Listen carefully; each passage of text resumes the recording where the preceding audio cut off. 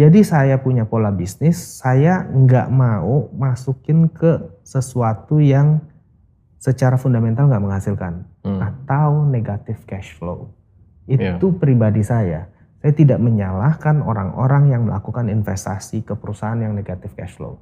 Mungkin mereka punya pertimbangan sendiri. Nggak salah juga selama nggak jahatin orang, nggak bohongin orang, silahkan. Tapi kalau saya punya investment harus positif cash flow. Itu personal ya? Personally saya.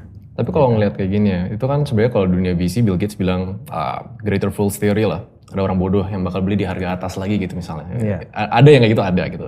Tapi kalau kita ngelihat Amazon pas di IPO tahun 2000 kemarin ya, itu masih minusnya minus banget loh. Cuma kita nggak bisa bilang kayak, wah itu perusahaan minus jelek gitu. Apakah nggak bakal FOMO kalau misalnya one day? Betul, maka saya bilang itu adalah preferensi saya.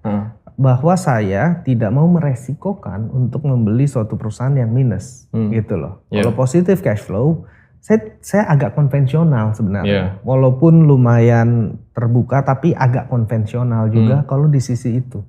Jadi betul Amazon, betul banyak juga perusahaan digital lain yang berhasil seperti itu, tapi bukan tipe investasi saya gitu. Jadi kalau dari saya harus positif cash flow.